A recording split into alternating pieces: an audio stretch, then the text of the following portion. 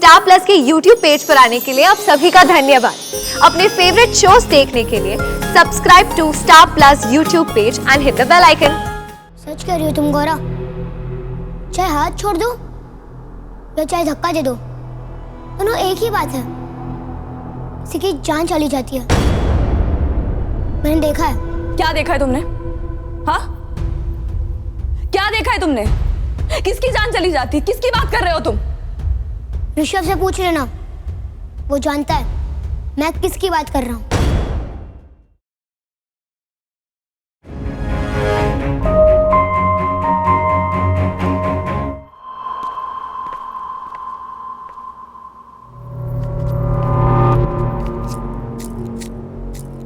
हाथ छोड़ देना और धक्का देना दो अलग अलग बातें नहीं हैं।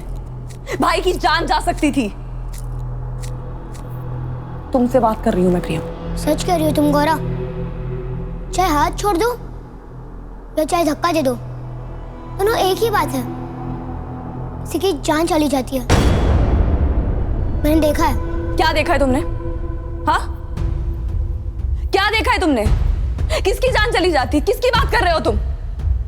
ऋषभ से पूछ लेना, वो जानता है मैं किसकी बात कर रहा हूँ।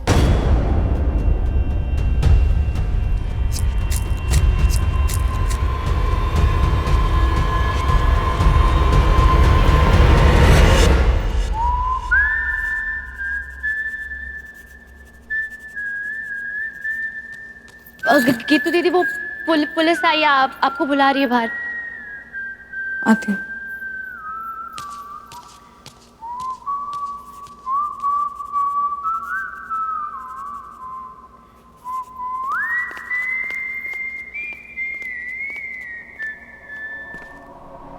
लेकिन आप लोगों ने कुछ तो पता लगाया होगा ना? क्या हुआ, कैसे मर गया वो धोबी का बेटा? पता नहीं, लोगों का ये कहना है कि चरस वरस के चक्कर में था वो। उसके माँ बाप का भी यही कहना था, शायद ड्रग्स का ओवरडोज हो गया था। झूठ बोल रहे हैं सब, क्योंकि उस लड़के का मर्डर हुआ था। मर्डर? तुम बीच में क्यों बोल रही होगी तू? क्योंकि मैं उस वक्त वहीं थी भाई। वैसे हमें भी यही पता चला है, इसीलिए हम पूछताछ करने चले आए। लेकिन तुम वहां कर क्या रही थी गीतू? बताओगी तू, तुम धोबी के घर क्यों गई थी? वैसे आपको ऐसा क्यों लगता है कि उसका मर्डर हुआ था? एग्जैक्टली गीतू दी, अगर उसके माँ बाप कह रहे कि ड्रग ओवरडोज की वजह से मौत हुई है, तो आपको क्यों लग रहा है कि मर्डर हुआ है? क्योंकि वो सब डरे हुए थे। डरे हुए थे? जी। लेकिन किससे? एक फोन कॉल से। पता नहीं किसका फोन आया था, लेकिन फोन आया था और वो सब उससे डर रहे थे। किसी को नजर नहीं आता था, सिर्फ सुनाई देता था। उसने मेरे बेटे को मार दिया।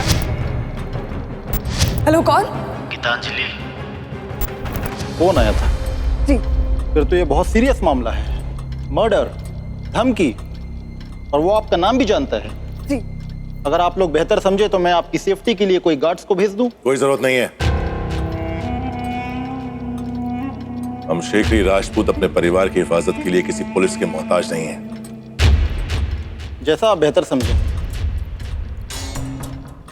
लेकिन गीतांजलि जी, आप किसी नंबर की बात कर रही थी। जी, मैंने नंबर सेव किया है। इस पे हमने दोबारा फोन करने की कोशिश की, लेकिन फोन नहीं लग रहा था उसके वहां।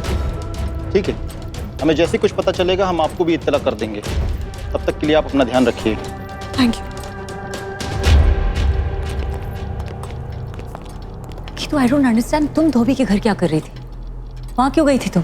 अभिमन्यु के कातिल का पता लगाने, सुराग ढूंढने गई थी मैं। अभिमन्यु का कातिल? हाँ भाई, वो खिलौना किसने खरीदा था मैं जानना चाहती थी, तो खरीदार का नाम ढूंढने के लिए रसीदें ढूंढ रही थी, और वहां पे मुझ पे जानलेवा हमला भी हुआ था, और उस हाथापाई में मेरे हाथ एक बटन भी लगा। बटन? हाँ भाई, जो आपके कोट पे था वही बटन। और तुम्हें शक है कि वो हमला मैंने किया था? नहीं भाई, वो ऐसा नहीं है। इसीलिए तो मैं धोबी के घर गई थी पूछताछ करने के लिए। ये मेरे सवाल का जवाब नहीं है कि क्या तुम्हें मुझ पर शक हुआ था? नहीं भाई, एक पल के लिए भी नहीं। बोलोगी तुम? जवाब क्यों नहीं दे रही हो तुम?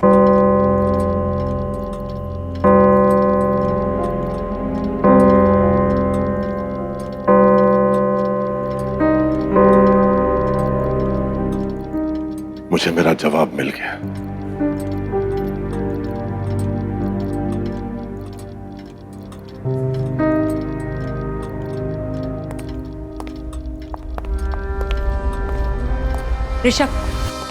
ऋषभ रुको तो, एक मिनट सुनो। नहीं छोटी माँ, अब कहने सुनने को रही क्या गया। रीतू की खामोशी ने सब कह दी। आज खून के रिश्ते भी बेमानी हो गए। हम एक दूसरे को शक की निगाहों से देखने लगे, वो भी उस बच्चे की मनगढ़ंत कहानियों की वजह से। What a shame.